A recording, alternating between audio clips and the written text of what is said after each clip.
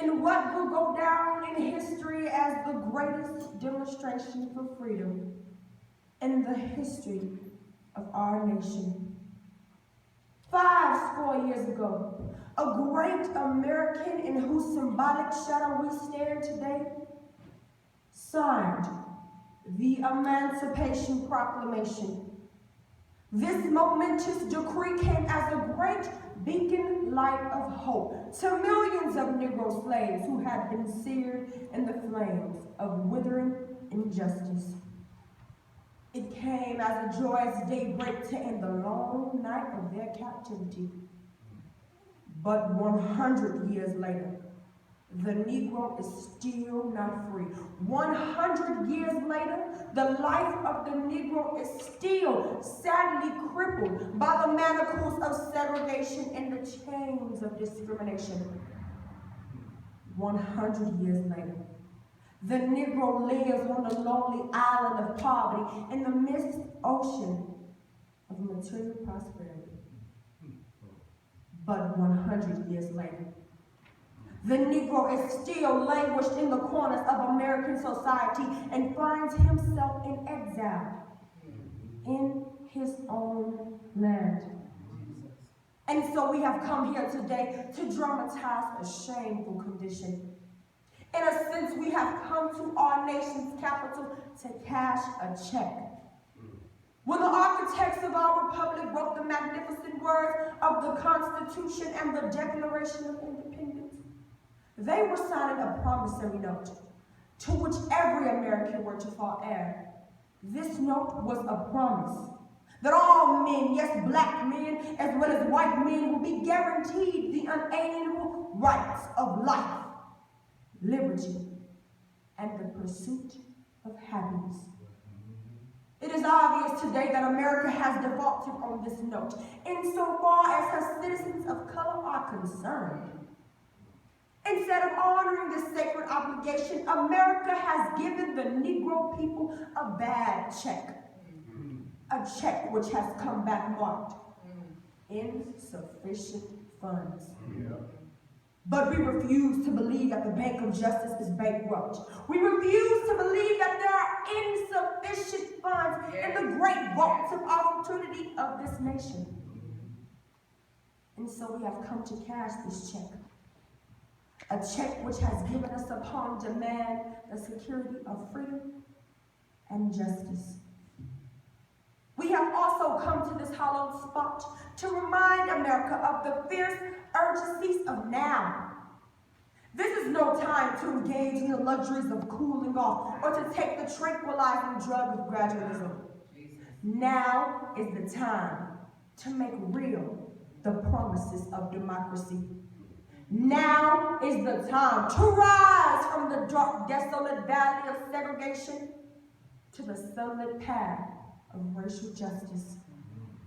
Now is the time to lift our nation from the quicksands of racial justice to the solid rock of brotherhood. Now is the time to make justice a reality for all of God's children. It would be fatal for the nation to overlook the urgency of this moment.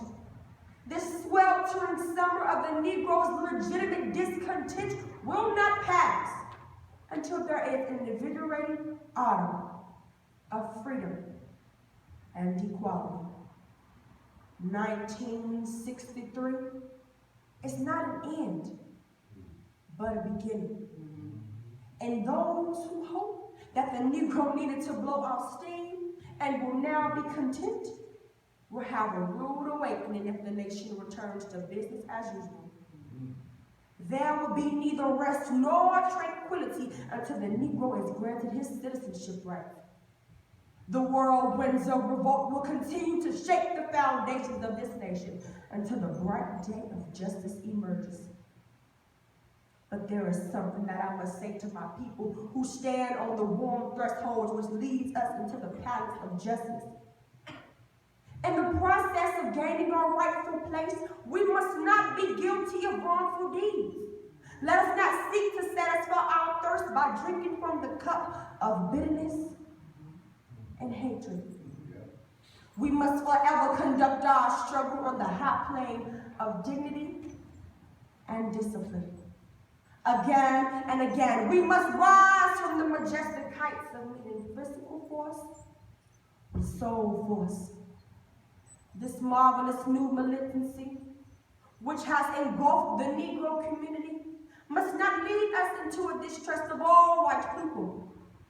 For many of our white brothers, as evidenced by their presence here today, have come to realize that their destiny is tied up with our destiny. And they have come here to realize that their freedom is inextricably bound to our freedom. We cannot walk alone. As we walk, we must make the pledge that we shall always march ahead. We cannot turn back. There are those asking the devotees of civil rights, when will you be satisfied? We can never be satisfied as long as the Negro is the victim of the unspeakable horrors of police brutality.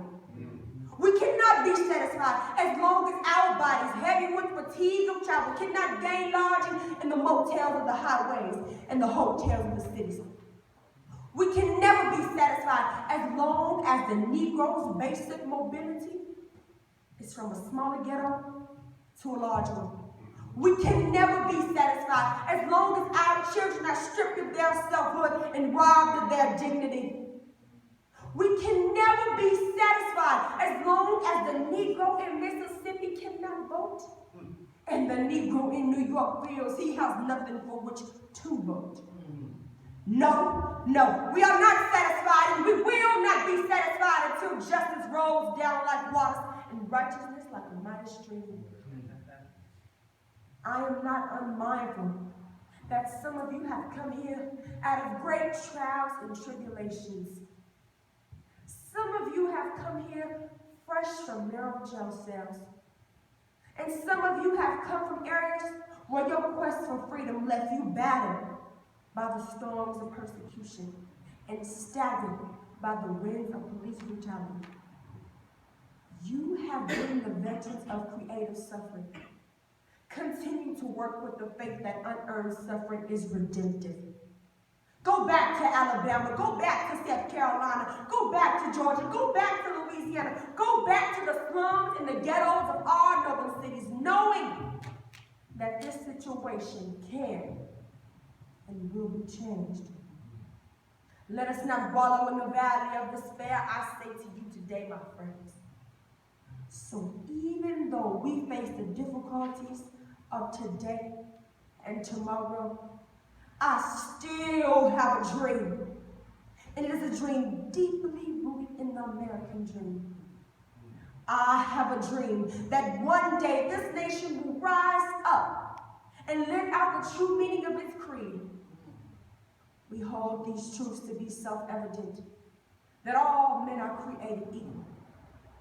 I have a dream that one day on the red hills of Georgia, sons of former slaves and sons of former slave owners will be able to sit down together at the table of brotherhood.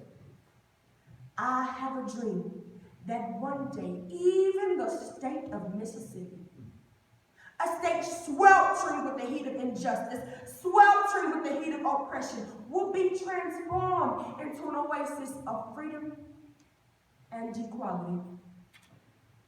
I have a dream that my 4 little children will one day live in a nation where they are not judged by the color of their skin, but by the content of their character. I have a dream that one day down in Alabama, with its vicious racist, with its governor having his lips dripping with the words of interposition and nullification, one day, right there in Alabama, little black boys and black girls will be able to join hands with little white boys and white girls as sisters and brothers. I have a dream today. I have a dream that every valley shall be exalted. Every hill and mountain shall be made low. The rough places made plain, and the crooked places made straight, and the